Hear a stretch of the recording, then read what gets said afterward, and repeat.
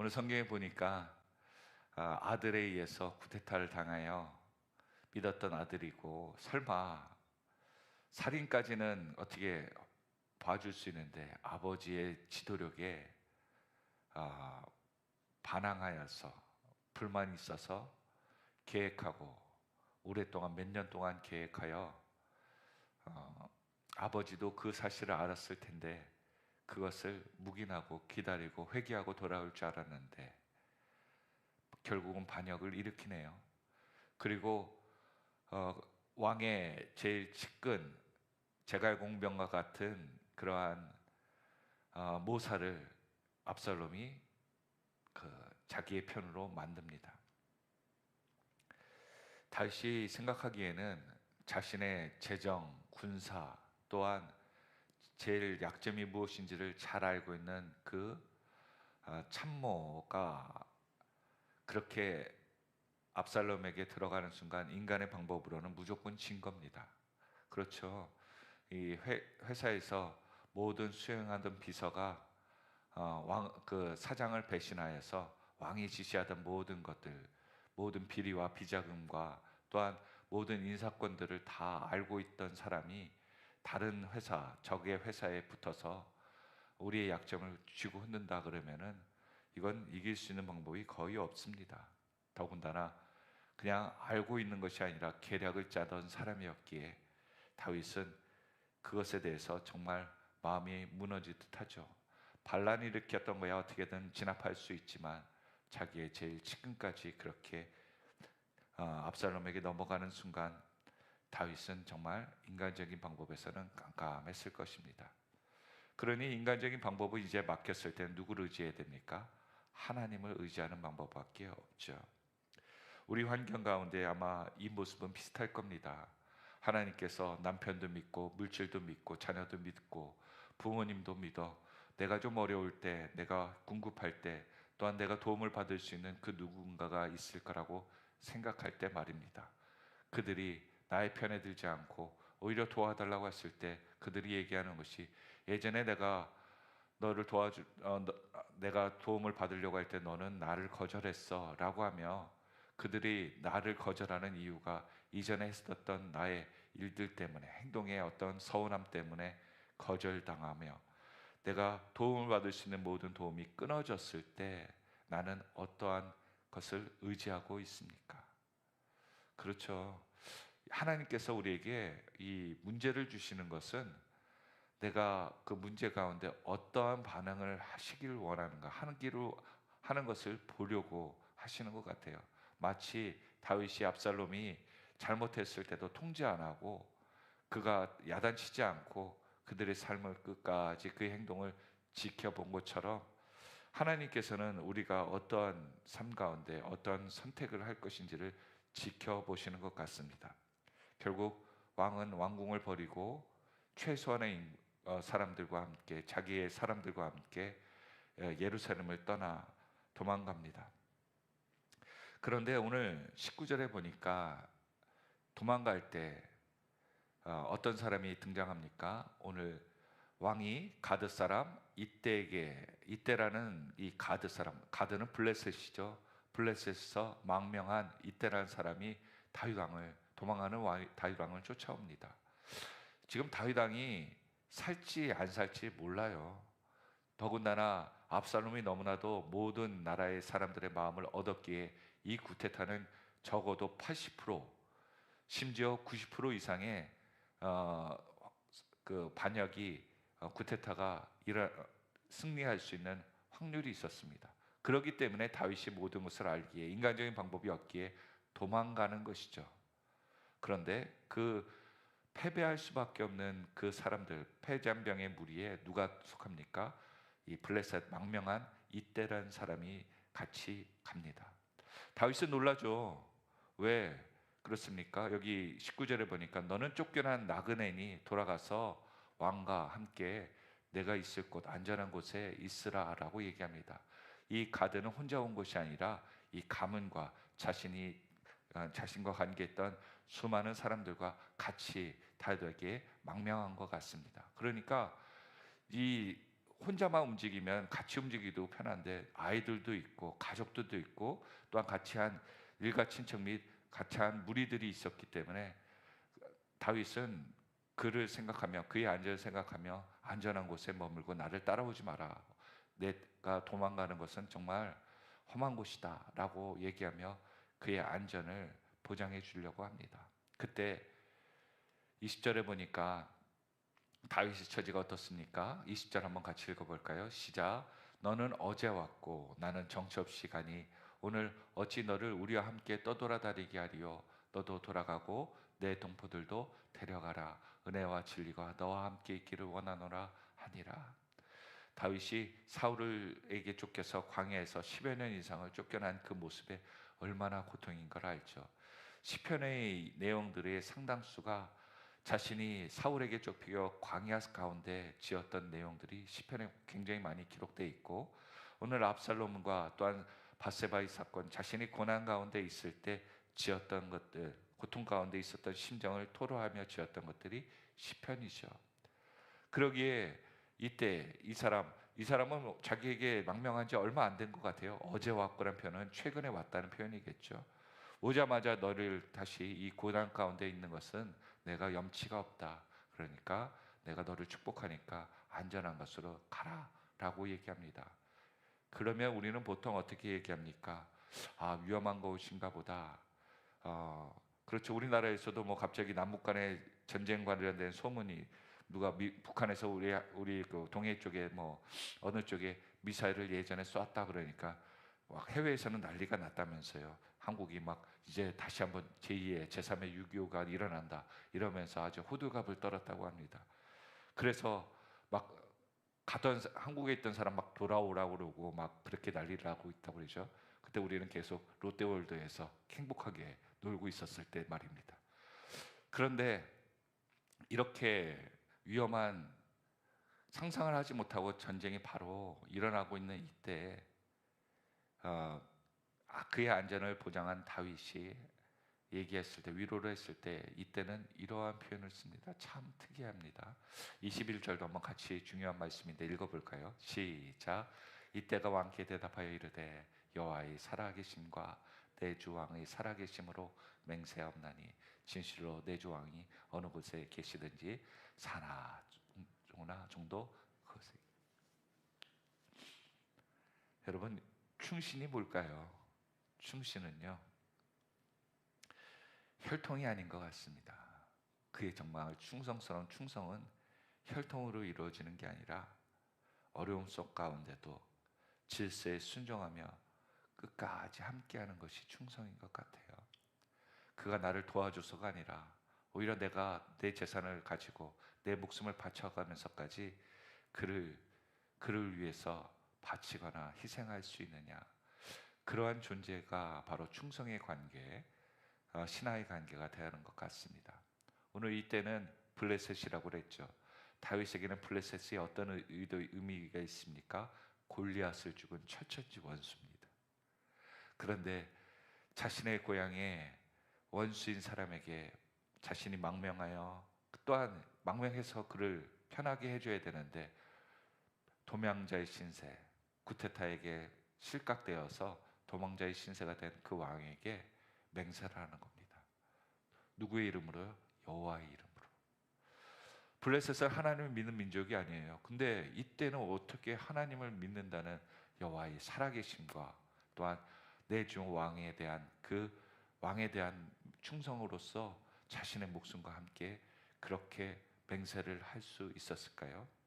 이때가 하나님을 어떻게 믿을 수 있었겠습니까? 바로 다윗 왕이 하나님을 믿는 그 모습을 보고 나는 하나님을 믿어야겠다, 그 마음이 들지 않았을까요? 압살롬과 수많은 다윗의 자녀들은 왕의 곁에서, 왕의 앞에서 같이 식탁에서 밥을 먹으면서도 하나님을 위해서 맹세한 적이 없네요. 그런데 이때는 원수이지만 하나님에 대한 경외함의 다윗을 보니까 우리 인생이 잘못되었다, 내가 살아온 것이 잘못되었다는 것을 뒤집으며 자신의 가치관과 생애를 부정하고 하나님을 믿는 믿음의 사람이 되어 이제 그 하나님을 섬기고 하나님과 함께하는 사람과 함께하겠다고 그는 맹세를 합니다. 우리의 삶도 그렇게 돼야 되는 거 아니겠습니까?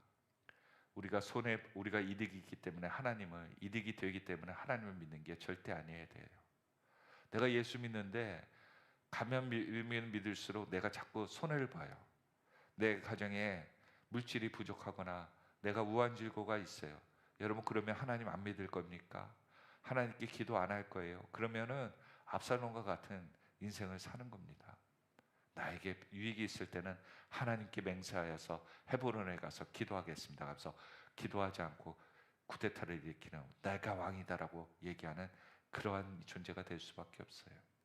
그러나 내가 손해 보더라도 하나님의 일이 먼저이고, 또한 하나님께서 사랑하시는 그 교회, 또한 하나님께서 예배를 사랑하는 그 모든 것에 대해서 내가 손해 보더라도, 내가 이것 때문에 내가 다른 사람들 가운데 무시를 당하더라도 내가 그 길은 하나님께서 하셨고 하나님께서 세우시고 하나님이 사랑하시기 때문에 그곳에 가겠습니다라고 고백하는 존재, 그 존재가 하나님께서 귀하게 여기시는 것 같아요. 이후에 이때는요, 광야 가운데 고생 다윗과 함께 그렇게 많은 고생을 합니다. 그리고 이후에는 하나님께서 이 다윗 왕에게 자기의 최고로 어려울 때 함께한 이때를 생각하여서 요압 장군, 그렇죠, 총장군이죠. 그리고 아비새, 여기도 굉장히 중요한 군대 장관인데, 이렇게 그들 가운데 동등하게 다윗과 함께 싸움에 중요한 장군의 반열에 서게 됩니다. 그렇습니다. 누가 믿을 수 있을까요? 어려울 때 함께하는 자, 끝까지 함께하는 자, 그리고 왕이 있는 곳에 나도 사나 죽으나 그곳에 있겠습니다라고 고백하는 자. 지금 다윗이 볼 땐 이때는 충신이 아니에요. 그리고 사울에게 도망갈 때 함께한 자가 아닙니다. 그럼에도 불구하고 그가 자기에게 유익이 아니라 손해가 될지라도 하나님 때문에 당신과 함께 있겠습니다라고 하는 그 고백은 다윗에게 큰 축복의, 위로의 메시지가 된다는 거죠. 22절에 그 마음에 감동된 다윗이 이때에게 뭐라고 합니까? 먼저 건너가라, 안전하게. 그리고 그의 너와 함께한 사람들과 너와 함께한 아이들도 먼저 다 안전하게 건너가고, 그 위에 뒤에서 적이 쫓아오니까 우리가 그 뒤에 건너가겠다라고 하며 자기 목숨보다 이때를 먼저 그렇게 위로하고 또한 배려합니다. 다윗은 이런 존재인 것 같아요. 우리아에 대한 사건을 통해서 사람을 의리도 없다라고 얘기하고 있지만, 다윗의 중심 가운데서는 한 사람이라도, 자기를 위한 사람이라도 그를 위해서 끝까지 책임지려는 그 마음, 오늘 우리의 믿음의 사람들의 모습이 되어야 될 줄로 믿습니다. 쓰고 버리는 그러한 세상 가운데 회사에게 필요하면 쓰고 필요하지 않으면 버리는 이 세상 사회에서 넌 무슨 도움이 있냐고 도움의 존재로서 우리를 바라보는 세상에서 이제는 하나님이 그곳에 계셔서 함께한다는 그 믿음의 고백을 하는 지체들이 오늘 우리 주변에 많이 있기를 소망합니다. 또한 그러한 사람을 소중히 여길 수 있는 저와 여러분의 그 믿음의 공동체가 되기를 예수 그리스도의 이름으로 축원드립니다. 23절에 이렇게 다윗이 도망가는 모습에 사람들의 반응은 어떻습니까? 온 땅 사람들이 큰 소리로 울며 모든 백성이 앞서 건너가고, 울면서 건너가는 거예요. 그런데 어느 시내를 건너갑니까? 기드론 시내를 건너갑니다.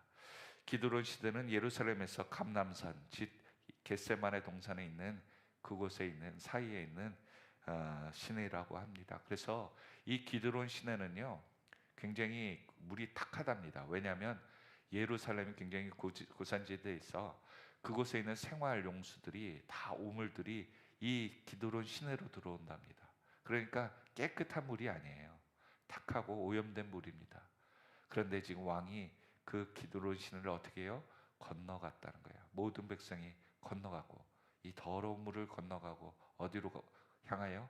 광야길로 향한다는 그 모습을 보여주고 있습니다. 그러니까 이 표현은 아마 예루살렘 사람들을 딱 이 표현을 읽었을 때는 참 더럽고 또한 외롭고 힘든 그 길로 가는구나라는 것을 그려졌을 것입니다. 왜 이렇게 어려운 길을 다윗은 그대로 갔을까요? 다윗은 이 모든 일이 싸워서 이루어질 일이라고 본 게 아니에요. 하나님께서 내가 지은 죄에 대해서 약속하신 것들을 이루는 것이라고 받아들였다는 겁니다.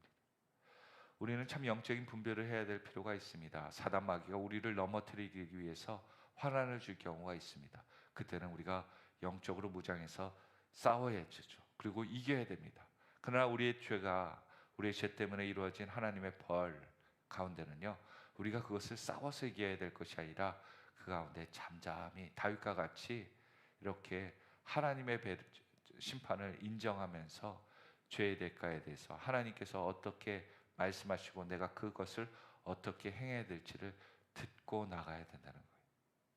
참 영적으로 하나님 말씀을 모르면 우리는 환난 가운데 아우 이거 기도해서 이겨야 돼 맨날 그러고 있잖아요. 그런데 그렇지 않더라고요. 가정 가운데 어려운 일이 있습니까?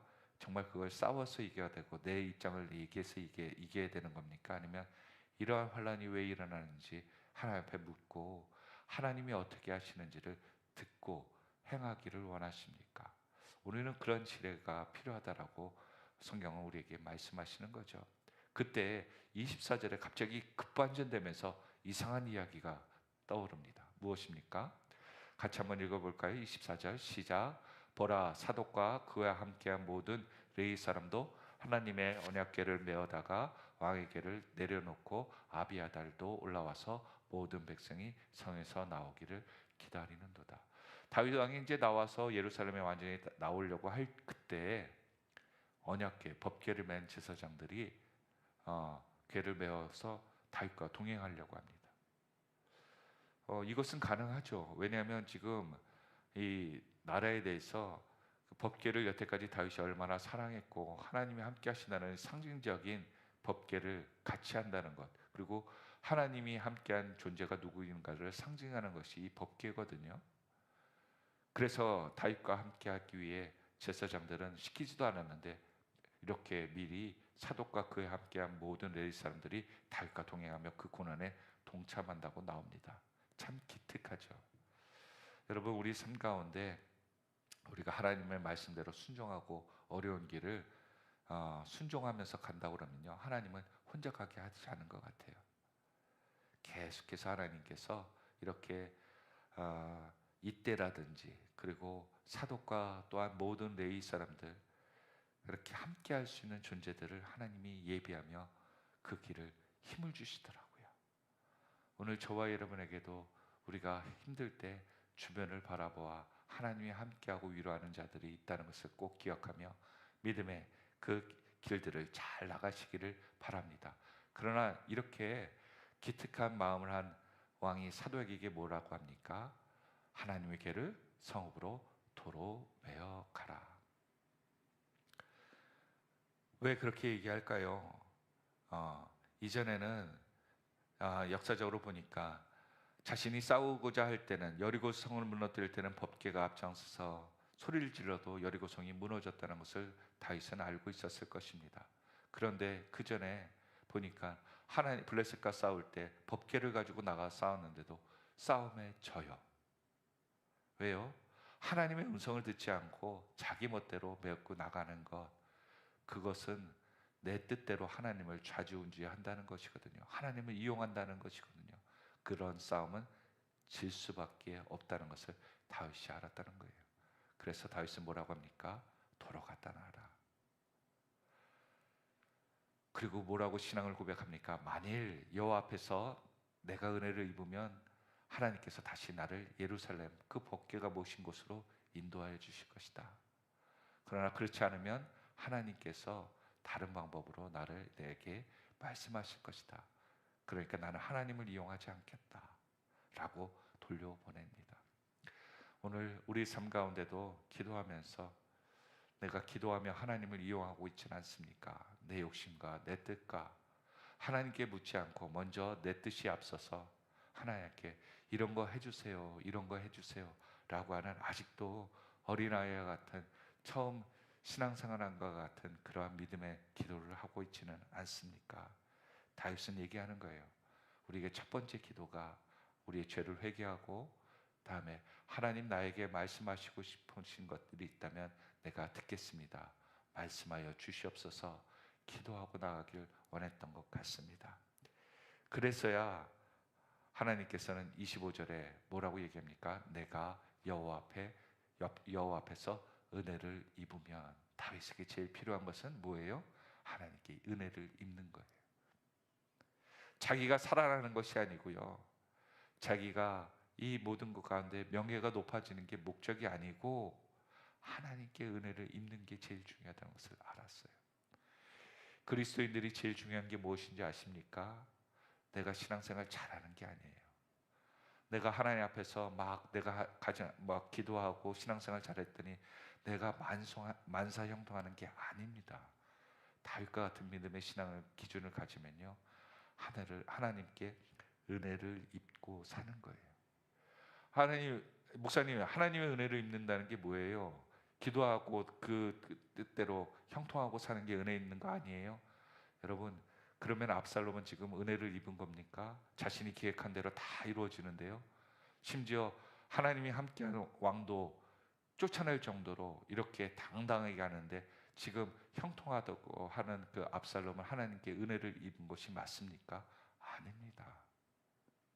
하나님께 은혜를 입는다는 것은요, 하나님께서의 음성이 그 삶 가운데 들려지는 거예요. 하나님이 말씀하시는 것이 들려지고 그 뜻대로 살아갈 수 있는 사람이 은혜 입은 자입니다. 내가 형통하다더러 하나님의 말씀이 들려지지 않으면 사울과 같은 인생이 있고요, 세상의 사람과 같습니다. 왜 세상 사람들이 멸망해요? 하나님께 은혜를 입지 못했기 때문에 멸망하는 거 아니겠습니까? 우리에게 필요한 것은 무엇입니까? 하나님의 은혜를 입고 사는 거예요. 다윗은 그것을 알았던 것입니다. 그래서 그는 도박을 하는 것이 아니라 그의 하나님의 질서에 순종해서 내 뜻대로가 아닌 하나님의 뜻대로 되기를 원합니다, 그것에 모든 것을 순종하겠습니다 라고 하며 오늘 제사장과 또한 법궤를 돌려보내면서 그에게 신앙의 고백을 하고 있죠. 그리고 사도에게 두 번째로 얘기합니다. 돌아가서 너희들이 가족과 함께 가서 성읍에서 이루어지는 일들을 다 어떻게 하라고요? 내게 알려달라고 이야기합니다. 제사장이 예루살렘에서 그 압살롬이 왔을 때 그 나라가 군사들이 어떻게 되는지를 알고 있다면 다윗 왕이 더 좋겠죠. 말씀을 맺습니다. 오늘 이때라는 사람과 사독과 함께한 그 법궤의 이야기를 보면서 우리는 이때를 통해 어려울 때도 함께하는 자가 누구입니까? 그 사람이 내가 되기를 원합니다. 내가 어려울 때도 하나님의 손을 놓지 않기를 원합니다.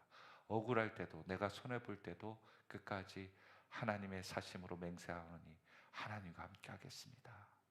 그렇게 우리가 고백하며 나가는 저와 여러분이 되었으면 좋겠습니다. 나오미와 룻의 이야기 아시죠? 어머니가 딸들에게, 며느리에게 다 떠나라고 했을 때 하나님의 이름으로 명사하노니 어머니 곁을 내가 떠나지 않겠습니다. 그러니까 예수님의 족보에 오르더라고요. 오늘 다윗 왕을 떠나지 않는다고 고백한 이때는 하나님의 다윗의 중요한 장군이 됩니다. 하나님의 법궤를 이용하지 않고 하나님의 순리대로 순종하는 선택하는 삶을 선택했던 다윗, 하나님께서 결국 모든 인간적인 계략과 군사적인 모든 것 가운데서 그것들을 다 파하시고 다시 왕궁으로 돌아올 수 있는 순종하는 다윗을 보게 하십니다. 오늘 저와 여러분의 삶은 어떻게 회복되기를 원합니까? 내가 원하는 것, 힘 있는 것으로 선택하고 가는 인생이 아니라 오늘 하나님의 은혜를 입어서 하나님께서 선택하시는 곳을 하나님께서 가르쳐 주시고 그것을 견디면서 나갈 수 있는 축복의 주인공들이 다 되시기를 예수 그리스도의 이름으로 축원드립니다. 기도하겠습니다.